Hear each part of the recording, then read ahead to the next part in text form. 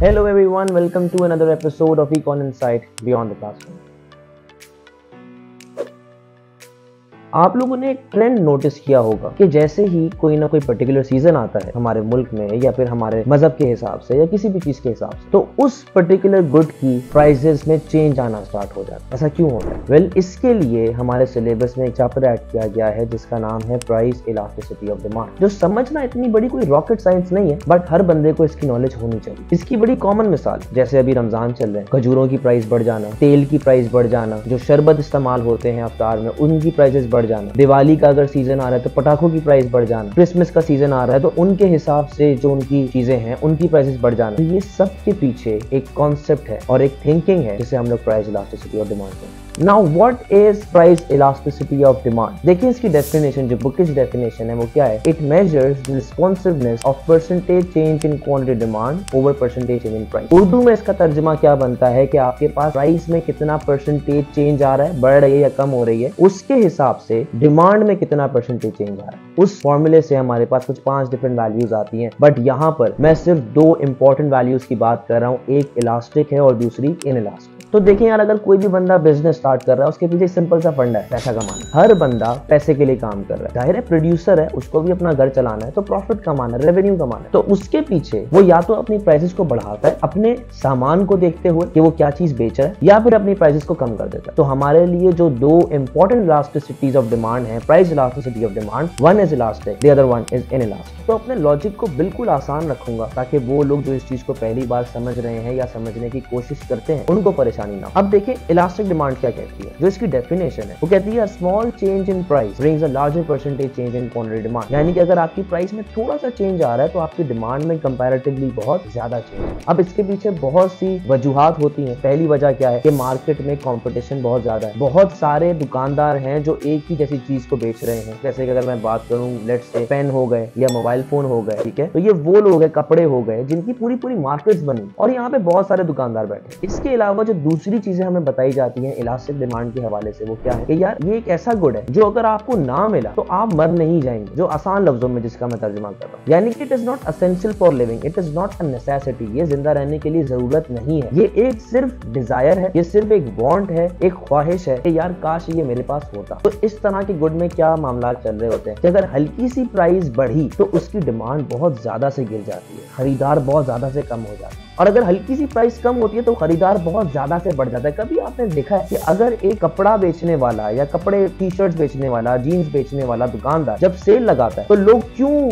भागे भागे उसकी दुकान पे जाते हैं? या अगर एक चप्पल बेचने वाला अपनी प्राइसेस को कम करता है, सेल लगाता है, बाय वन गेट वन लगाता है, या विंटर क्लियरेंस सेल लगाता है, समर क्लियरेंस सेल लगाता है, लोग क्यों उसकी तरफ भागे भागे जाते हैं? क्योंकि यार मार्केट में उसका कंपैरेटर बहुत ज्यादा है। अगर एक दुकानदार कम प्राइस पे चीज बेच रहा है तो कंज्यूमर यानी कि खरीदार सोचता है कि क्यों ना मैं इससे फायदा उठाऊं। तो ये तो कॉन्सेप्ट हो गया हमारा इलास्टिक। अब बात कर लेते हैं इनइलास्टिक डिमांड के बारे में। Now what is inelastic demand? Inelastic demand कहता है a larger percentage change in price brings a very small percentage change in quantity demand. ऐसा किस तरह के गुड के अंदर होता है? तो यहाँ पर जरा इस चीज को समझते हैं। पहली चीज क्या है कि इलास्टिक में हमारे पास मार्केट में जो प्रोड्यूसर था वो बहुत ज्यादा था, इनइलास्टिक में प्रोड्यूसर कम होता है। यानी कि मार्केट में हमारे पास प्रोड्यूसर नहीं है, मार्केट में हमारे पास कंपैरेटर नहीं है। दूसरी बात, इलास्टिक गुड जो था वो सिर्फ एक ख्वाहिश थी कि यार काश ये मेरे पास चीज होती, मेरे पास महंगी गाड़ी होती, या मेरे पास महंगी वॉच होती, महंगा मोबाइल फोन होता। इनइलास्टिक कहता है कि मैं एक ऐसा प्रोडक्ट हूँ, मैं एक ऐसा गुड हूँ जो कि एसेंशियल फॉर लिविंग है, एक जरूरत है। फॉर एग्जाम्पल मेडिसिन, दवाई। अगर मुझे सर दर्द हो रहा है और सर दर्द की गोली बनाने वाली कंपनी उसकी प्राइसेस बढ़ा देती है तो क्या मैं क्या सो जाऊंगा, या मैं कोई दूसरी मैं इंतजार करूंगा कि मेरा सर दर्द अपने आप खत्म हो जाए? नहीं, तो फिर भी सर दर्द की गोली खाऊंगा, ठीक है। मुझे बुखार हो जाता है, बुखार की गोली खाऊंगा। तो भाई अगर प्राइसेस आपकी बढ़ भी रही हैं, in this case it doesn't matter, ठीक है। इसके अलावा एक और भी चीज इनइलास्टिक में कही जाती है, that is habit forming good. Habit forming का मतलब क्या है? वो चीज जो आपके लिए एडिक्टिव हो जाती है, आपके लिए एक नशा बन जाती है। For example cigarette, for example alcohol, ठीक है। तो ये इनइलास्टिक का नेचर हमारे पास डिस्क्राइब हो रहा है। अब सवाल ये है कि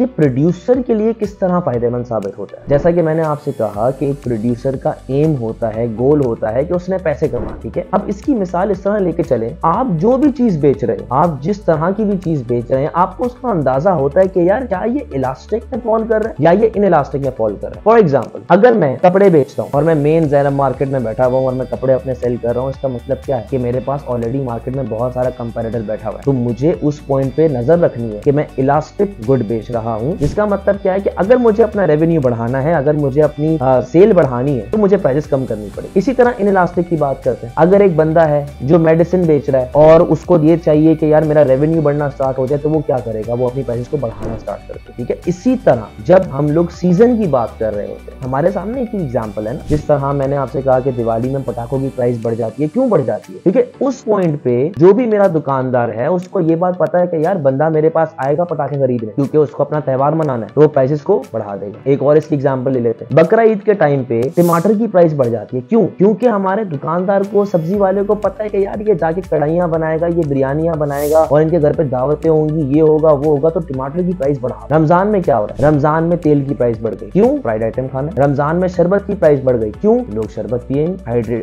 हाइड्रेशन के लिए, या फिर जी उनको जी अपनी अफ्तार में शरबत लाजमी चाहिए। तो ये चीजें ऐसी होती हैं जिसको प्रोड्यूसर देखते हुए अपनी प्राइसेस को ऊपर या नीचे करता है, जिससे उसका रेवेन्यू बढ़ता है, उसकी प्रॉफिटेबिलिटी बढ़ती है और वो उन्हीं पैसों को यूज करते हुए अपने बिजनेस को एक्सपेंड करता है, घर लेके जाएगा, अपने बीवी बच्चों को फर्दर खर्चे करवाएगा। तो ये चीजें ऐसी होती हैं जिसके बारे में हर बंदे को पता होना चाहिए, नॉलेज होनी चाहिए। अब देखिए, इलास्टिसिटी ऑफ डिमांड का एक बेनिफिट गवर्नमेंट के लिए भी है। वो क्या? देखिए, अब let's say for example cigarette का ब्रांड, गवर्नमेंट को पता है कि यार जो बंदा भी सिगरेट पीता है, अब सारे पाकिस्तान में इतनी टेंशनें हैं, हर जगह से मसले मसाइल हमारे पास निकल के आ जाते हैं बात। तो गवर्नमेंट को जब ये बात पता चली कि यार एक सिगरेट का ब्रांड है, लोग उसे बहुत शौक से पीते हैं, लोग उसके साथ ब्रांड लॉयल है, लोगों को अपनी टेंशन धुएं में उड़ानी है, तो गवर्नमेंट यहाँ पे क्या कर सकती है? गवर्नमेंट यहाँ पे लगा सकती है इनडायरेक्ट टैक्सेस। इनडायरेक्ट टैक्सेस क्या होते हैं? जो हम लोग सामान खरीदते हुए टैक्स पे करते हैं, जिसको वैट भी कहा जाता है, सेल्स टैक्स भी कहा जाता है। गवर्नमेंट उस पर लगा देती है इनडायरेक्ट टैक्सेस। उसके पीछे इनडायरेक्ट टैक्सेस लगाने के पीछे मकसद क्या है, ऑब्जेक्टिव क्या है गवर्नमेंट का? गवर्नमेंट का ऑब्जेक्टिव ये है, सिंपल सा फंडा है भाई, कि यार जो बंदा सिगरेट पीता है वो सिगरेट पीना तो नहीं छोड़ेगा, तो क्यों ना हम इससे पैसे लें, सिगरेट पीने के एक्स्ट्रा पैसे लें। अब यही पैसे गवर्नमेंट क्या करती है? दूसरे प्रोजेक्ट्स पे लगा देती है, जैसे कि रोड बना दिया, अंडरपास बना दिया, स्कूल बना दिए, हॉस्पिटल्स बना दिए। अब इस तरह गवर्नमेंट बहुत सारी जो इनइलास्टिक डिमांड वाली चीजें हैं उनसे पैसे इकट्ठा कर। बट ये तो सिगरेट की एग्जांपल हो गई ना, जो कि बुरा गुड है या बुरी चीज,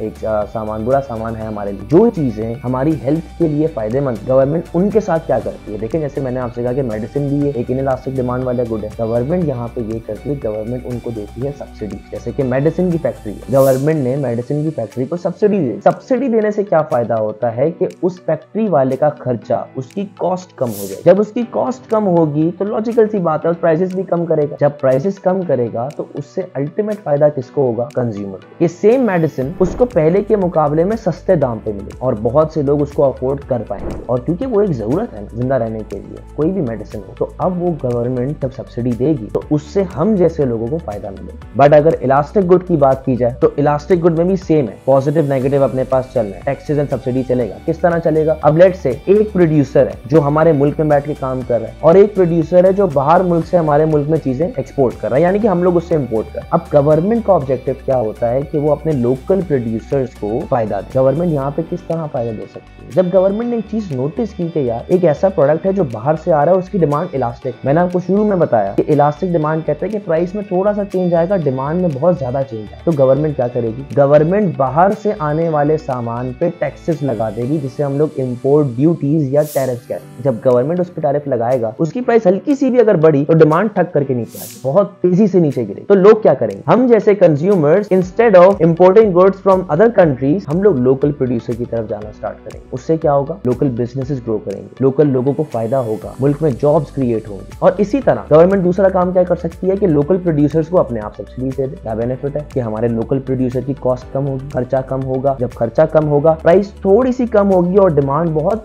ज्यादा से बढ़ना स्टार्ट होगी। तो ये गवर्नमेंट के कुछ ऑब्जेक्टिव्स होते हैं जो गवर्नमेंट अचीव करने की कोशिश करती है। तो ये बहुत सिंपल सा कॉन्सेप्ट था प्राइस इलास्टिसिटी ऑफ डिमांड का। So for more informative videos, like, share and subscribe.